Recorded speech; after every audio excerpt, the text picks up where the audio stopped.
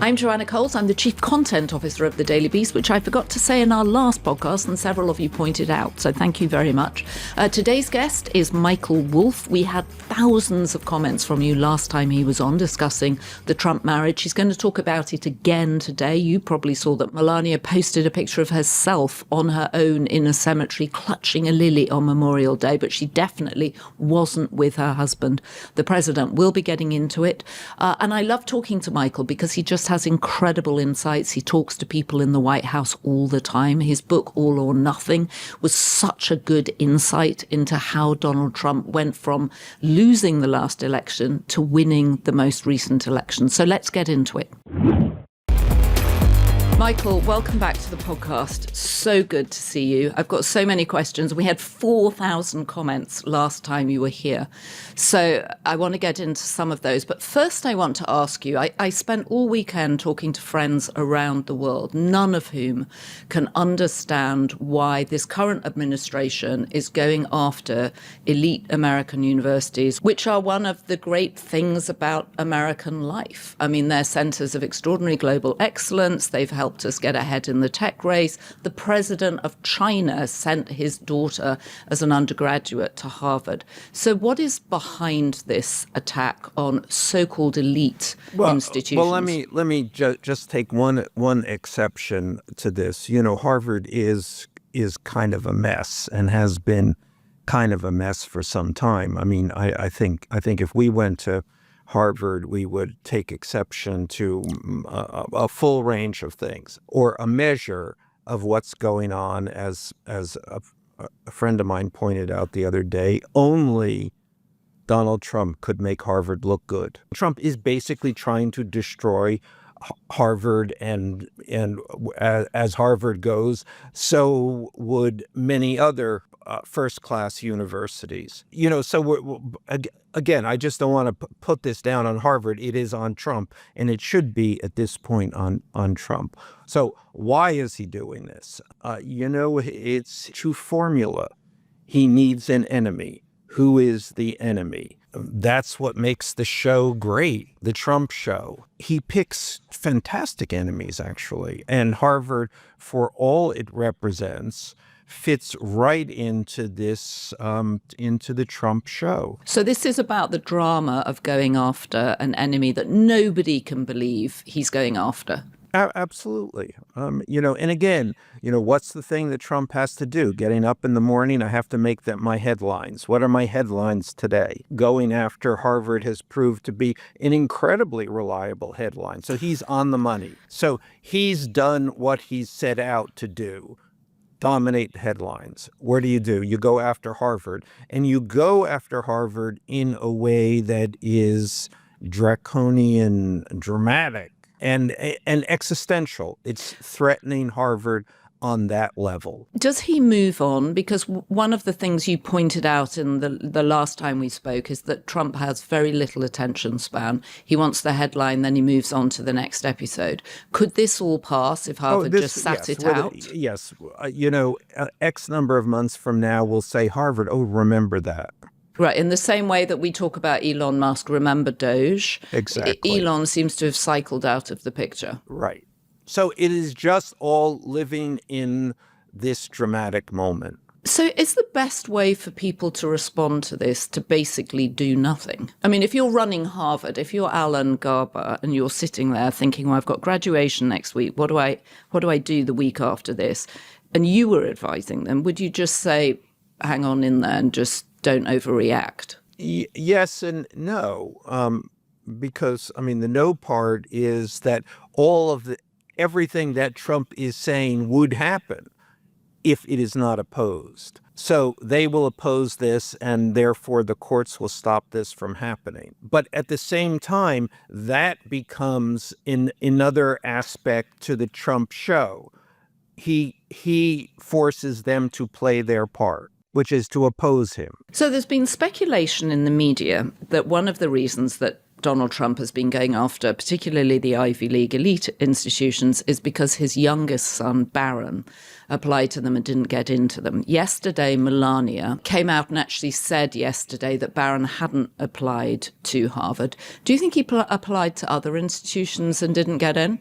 That nugget comes from me. So that exists because I reported that was the joke within the White House. So you mentioned this on your Instagram, Michael Wolff NYC, what, a week ago, 2 weeks ago? Joke that's going around the White House this week. What do all the universities that Trump is targeting have in common? Barron didn't get into them. So it's now got picked up and it's sort of out there. Right. I actually don't know if there is any truth in this, and there very well might be, but within the White House, that became the joke. So that's what people around Trump were saying. Right. Because they're like, what is he doing? This is crazy stuff.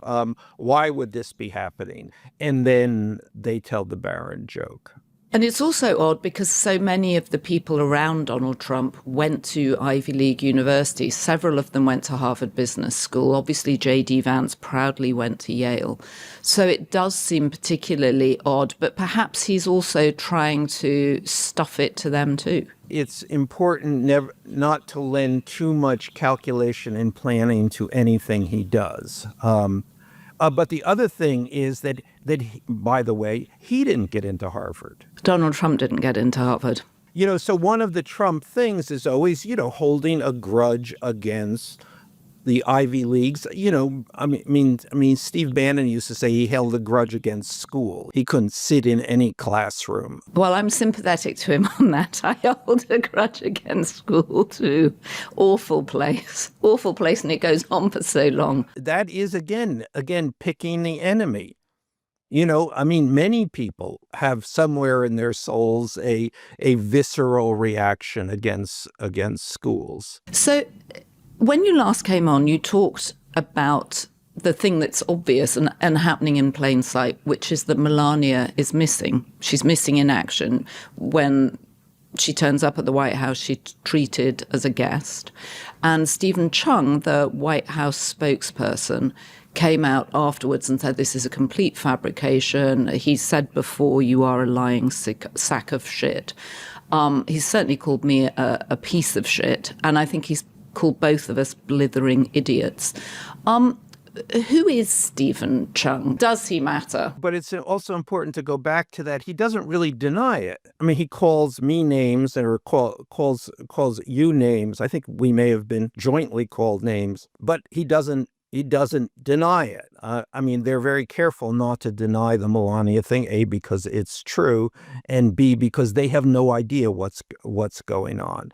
And the Melania thing among people in the White House is no one ever discusses it. No one ever asks questions about it. No one ever even speculates. It's just a weird thing. Where is Melania? She certainly isn't where she otherwise one would expect her to be.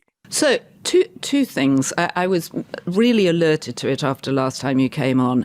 She appeared at on Memorial Day in a photo that she posted of herself in black and white clutching a lily at a cemetery. We're not sure what the cemetery was, but it certainly wasn't Arlington Cemetery where her husband, the president, was. And then when he was giving his speech to West Point on Saturday, the commencement address, he sort of gave a sort of what felt like a strange drive-by against trophy wives. And his friend Bill Levitt, who'd gotten divorced and had a trophy wife, but did it make him happy or not? Made him happy for a little bit. And he sold his company, and he had nothing to do. He ended up getting a divorce, found a new wife. Could you say a trophy wife? I guess we can say a trophy wife. It didn't work out too well, but that doesn't work out too well. I must tell you, a lot of trophy wives doesn't work out, but it made him happy for a little while at least.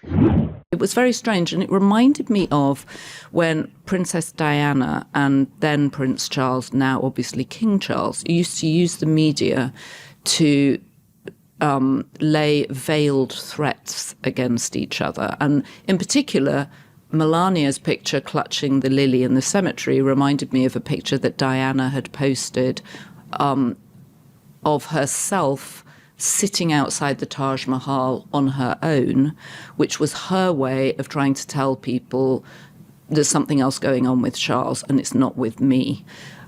What are the Trump signaling here? Well, I don't think he never signals anything against her. I mean, he may not feel anything against her.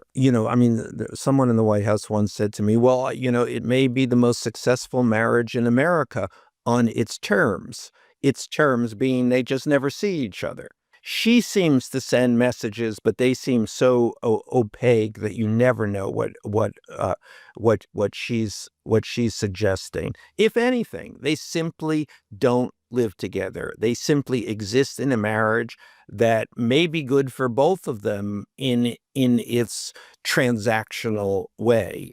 But the most important thing is that just they're not together. Somebody was asking me recently, well, are they going to get a divorce? And I'm thinking that's just misunderstands the whole nature of this marriage. Why would they even have to get a divorce? That again, they live the lives each of them appears to want. So great. Last week, I think they were together when he signed an executive order about revenge porn, and he seemed very supportive of her. Well, all in the White House, they point out that every time they are together is a negotiated time, and that they have to be careful with her not to limit the asks. Do you think there's actually a contract between them, a written contract? Well, I think that there's an understanding. Whether there's I assume there's a prenup. I assume something there. The question is, do we? Okay, here is the president and the first lady, and the American people come with a set of assumptions about what that means, and the Trump White House certainly doesn't say those assumptions are inoperative, but they are inoperative, obviously. So do we have a right to know that? Okay, so one of the things I love talking to you about is your ability to refer to this as the Trump show. And there's now a new set piece in his arsenal, which is the Oval Office visit from another president. So we've obviously had President Zelensky, we've had the president of El Salvador, then we had Mark Carney from Canada, and last week we had Cyril Ramaphosa from South Africa, who was then apparently blindsided by Trump's sudden decision to darken the lights in the Oval Office and play some form of video which suggested that there was genocide going on against white farmers in South Africa. Can you talk to us about that? And this goes back to the first Trump administration. He uses it different from any other president has used the Oval Office as a moment of enormous importance, usually a confidential moment. Usually at the highest level of intimate, confidential statecraft. He has used it always as a kind of an open call. An open call. Great description. I have seen him in the Oval Office when, and he's always behind the desk. Because that signifies power? I don't know. I mean, it's the Oval Office. Everything signifies power.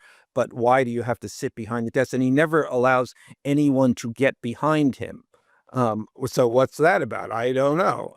Well, apart from Elon Musk's child, we should say. Yes, and he looks kind of crammed in. So he does look crammed in. I don't get it. I mean, Steve Bannon used to describe him as a kind of looking like a giant shrimp. a giant shrimp sat behind the Resolute desk, or sat at the Resolute desk. Then the other thing is it's always filled with enormous numbers of people. I mean, 30 people, not unexceptional at all, just sort of sitting there, and he's talking, going on and on. So kind of like a talk show, and everybody sits there and listens or tries to discreetly look at their phones as he goes on. What is he talking about? Why is he talking about it? I mean, something else. Everybody averts their eyes, and nobody can ask. But clearly now, and then having rejigged the Oval Office into, Mar-a-Lago deco, or whatever you want to call it. With all the gold cherubs and the gold filigree everywhere. I think he sees it as a great set. Everybody, he forces people come in, and and then he kind of owns them in a way. So it's to everybody else's disadvantage. Obviously Zelensky, that was the classic case of that. Well, and clearly other leaders have learned from that, right? So they're all coming in and they're trying to figure it out. Talk a little bit more about how he's managed to almost sort of, I mean, there's just no balance when they come in and he's sitting on his yellow or his gold chair and they're sitting next to him. It's as if they are auditioning to be the president of their own country. Well, again, just go back to reality show staging. I mean, this is what this is. He's just doing the Apprentice thing again. And, nothing changes. Trump is a simple machine. He does what he does. He does what he has done before. He does what he knows. He just adapts it. So he's adapting The Apprentice to the Oval Office. So you said in one of your Instagram posts, you talked about his misunderstanding of genocide and thinking about the DEI that he's doing. Trump's campaign against DEI and civil rights protection, and his campaign against electric vehicles. It's to go back in time. On the one hand, a time when the time of white people, and on the other hand, the time when the gas and oil industry ruled. Is Trump racist? I mean, the word racist, which now becomes in the Trump world a kind of high praise, and because it's meant to suggest the liberal overreach, and the liberals call anybody racist. Therefore, if you call him a racist, he's not a racist in that weird kind of logic. Inversion. But what is he? Well, clearly he has some issue with black people, what we might conventionally call racist, but we're looking for another term on this. The world is a better place to him without black people, or without having to be aware of black people, without black people somehow in what he considers a zero-sum game with white people. I mean, he has an issue there, and an issue that again, trying not to use the word racist here, that certainly regards black people as profoundly different from white people. Right. And it is that kind of thing. I often go back there. There is a Roger Ailes, who I spent a lot of time talking to, and Roger Ailes, the former head of Fox News. Fox News, right? And Roger, one of the people who claims his part in creating Donald Trump. But Ailes used to say that liberals and people like me lived in the present, whereas his audience, the Fox audience, lived in and then he would pick the year 1965. And then he would point out before the Voting Rights Act. Right. So he wants to just take America back. It's in the same way that he's trying to get all these manufacturing jobs back into America. It's as if he loved it then, and that was his golden period, and he wants us all to go through it again. And the Ailes point was that a big audience in America responded to that. I mean, there's this other aspect of this, and it's on the same kind of level. Trump's the war that is going on against electric vehicles. I mean, electric vehicles will probably pass out of existence now. And, what is that good for? Well, that's good for the oil and gas people, who are also a kind of fixture of 1965. Does he have a single black advisor? Does he have any black cabinet ministers? No, I don't think so. Actually, good point.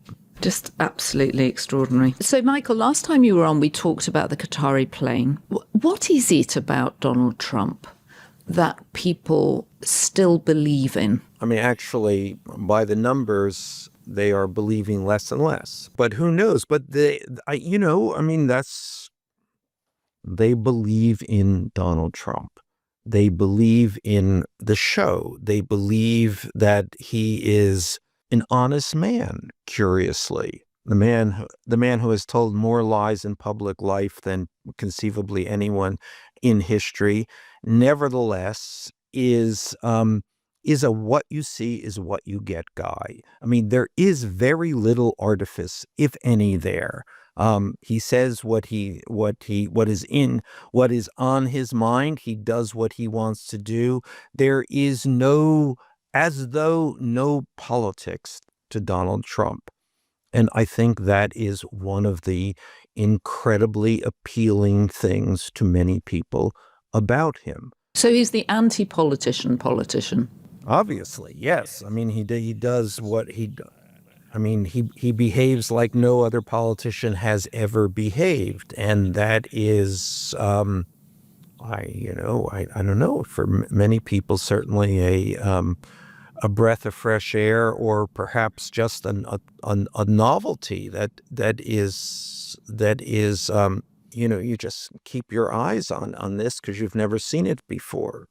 Or a train wreck. It's just a train, another part of the train wreck, and it's headed for the wall, and you can't stop looking. Can we just go back to Stephen Chung as the White House spokesperson? He's got a reputation for being very pleasant when you meet him in person and sort of teddy bearish, and yet he issues these vituperative comments about people, which are actually relatively limited. I went through a series of his insults, and they're all pretty much the same. Actually, he's got limited, very limited. Yes, all boilerplate. And it's not, and it's all being sort of in on the joke here. So before they called me blithering the other day, somebody from the White House called me and said, we're going to call you blithering. Oh, they gave you a heads up. So it's sort of like Jerry Springer, where they told people what was going to happen before they went out there. It's performative. Yeah, it was like literal blithering. You good with that? Yeah. I'm good with blithering. And Stephen is actually a very sweet guy. And he's there's a sort of tragic feel about him. Tragic in what way? Well, he's so heavy. I mean, physically heavy. Yeah. I mean, he is literally 400 pounds. So he's a candidate for GLP-1. Yeah, no, but so he can't be the press secretary. So he has to be hidden away somewhere, and then he issues these kinds of vituperative comments, which Trump likes. Oh, that's a good one, Trump will say. And, and that's literally all he does, because he can't do anything. And then, through the campaign, it was always, he was always collapsing somewhere. Collapsing from being so heavy. Union Station, you could always see there was Stephen Chung being, having to be carried out. Trump has now crafted this new concept. The press spokesman, has to be a young woman. Has to be. That's it. So we've got Caroline Leavitt now, and then there's presumably a line of young women who would love that job after her. And so Stephen Chung's role is largely performative, that he goes after people when they're making points that hit home with Trump or points that annoy Trump. And it is for whatever Stephen says or does is directed to an audience of one. Very good to see you. Thank you. For those who want regular updates, they should check into your Instagram, which is Michael Wolff NYC, where you have daily, or almost daily, insights into your, what I like actually is the insights into your decor, your lovely study that you're in now, and then all the flowers that you have around you, your children skipping in and out, this ideal life that you appear to have while you're wrestling with America's 47th president. And then I could sell some books perhaps here. All or Nothing, highly recommended if you want to know what's actually going on. What's going on in Trump's head? I'm the person inside the head. That's a very strange place to be, and it's so good that actually physically you're surrounded by flowers in your idyllic Hampton home, but in your head and in Trump's head there's just, it's terrifying. It's terrifying. Thank you so much for coming, and please come back and give us your thoughts. Okay, Michael, onwards, and talk to you soon. Great. Thank you. I love talking to Michael. I think he always comes back to this central point that Donald Trump is a performer and that the White House is simply an extension of his apprentice show, that the Oval Office is just a new set, that he sits behind the resolute desk to denote power. He sits next to the president of whatever country, fill it in here. And it's just that sense of an open call. This is all auditioning for Donald Trump's attention. So if you have been, thank you for listening or watching on YouTube. Please subscribe to the podcast, whatever the platform you prefer. You can also subscribe to the Daily Beast if you want to be kept up to date with the madness that is going on right now. Just go to thedailybeast.com and subscribe. And this podcast was produced by Devon Rogerino, Anna von Herson, and it was edited by Deanna Chapman.